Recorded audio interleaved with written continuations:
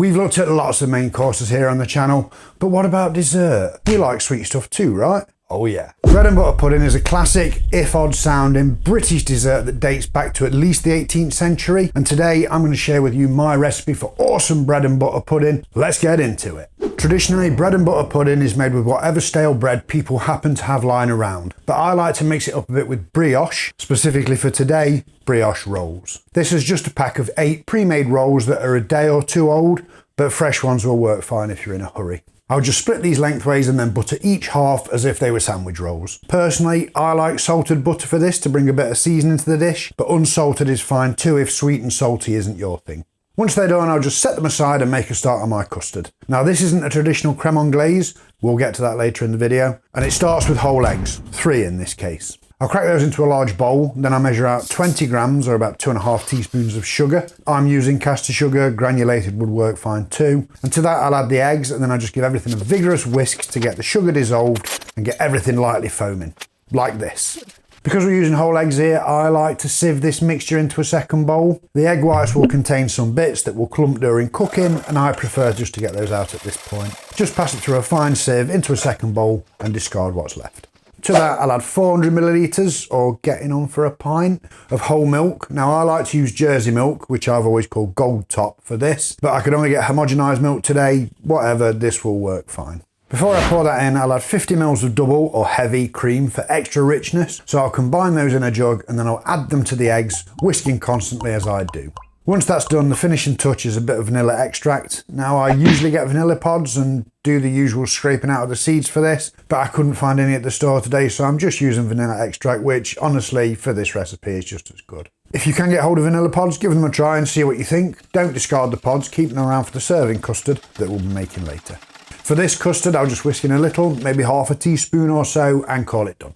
To assemble our bread and butter pudding, we need a dish that's big enough to fit our buns in 2 layers with everything nice and snug. This one is 10 by 10 inches or 25 by 25 centimetres, and I'll just place all of the bottom halves into it, breaking them up as needed and squeezing them in to cover the bottom of the dish as completely as I can. Next, I add a good amount of dried fruit. Now you can wash this if you like, but with these bags it's usually not necessary. I'm told that mixed fruit means different things in different parts of the world. Here in the UK, it's a mixture of sultanas, raisins and currants. I think you'll be able to find it overseas, but I'll leave a link down in the description just in case.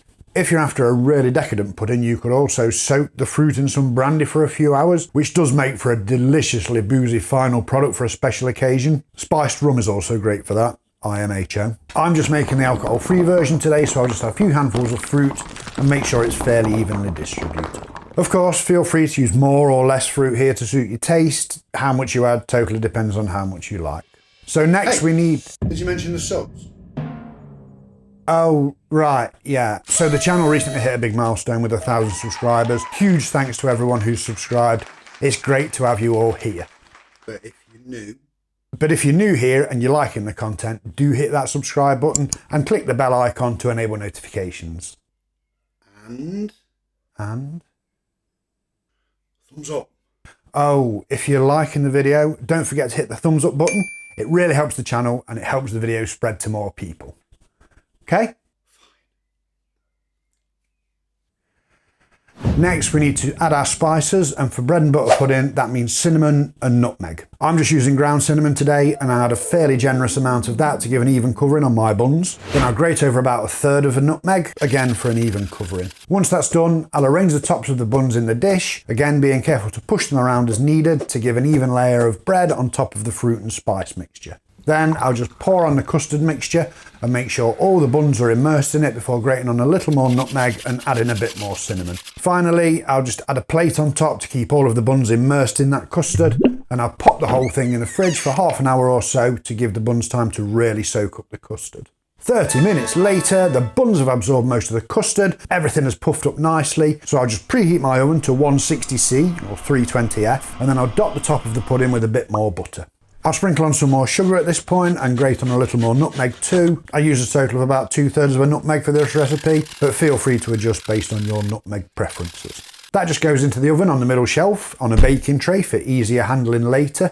It'll need about half an hour, so I'll set a timer and just leave it to do its thing. Now, bread and butter pudding can be served with cream or even just on its own, but for me, it's got to be custard.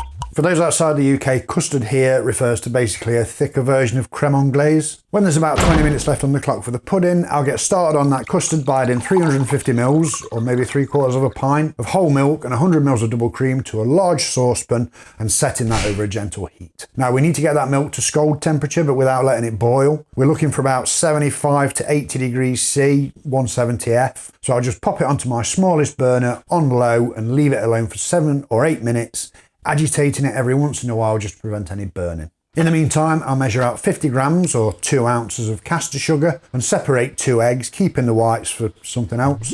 If we really wanted to, we could have made a meringue and then added jam to the base pudding and made Queen of Puddings. Now that's nice and all, but it's a bit much IMHO, so that's not what we're making. I'll add a link to a recipe down in the description though, in case you feel like mixing it up a bit. So to the egg yolks, I'll add a tablespoon and a half of corn flour, cornstarch if you're overseas, the white stuff, not the yellow stuff, a teaspoon of vanilla and all of the sugar.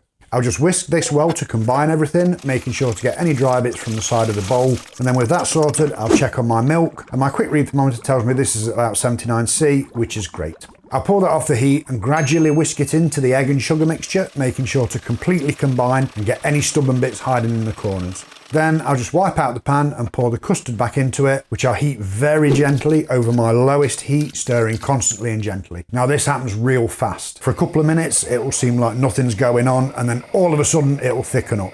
Now keep stirring until it reaches a thick sauce consistency and then remove it from the heat immediately. If you go too far, you will find it becomes lumpy. If that happens, don't worry too much, just pass it through a sieve before serving, but ideally pull it from the heat before it gets to that point. Once that's done, it's time to pull the pudding from the oven, and this is looking and smelling, if I'm honest, incredible. The custard's set, the top is browned and delicious, and those spices are just filling my kitchen. I cannot wait to get into this. This one stuck slightly, but it's no big deal. You could experiment with greasing the dish before cooking if you like, but maybe go a bit lighter on the butter on the buns if you do. But for me, it's no problem. I'll just work around the edge and serve up a good serving spoonful of that delicious pudding. Serve it up along with some of that wonderful custard and enjoy. And don't forget to get some in your beard if you have one. Obviously that's mandatory. Now you've got your pudding sorted, you're well on your way to food heaven, but what about your main course? Everyone knows you can't have any pudding if you don't eat your meat, which is why you're going to want to check out this playlist next for some awesome main course ideas.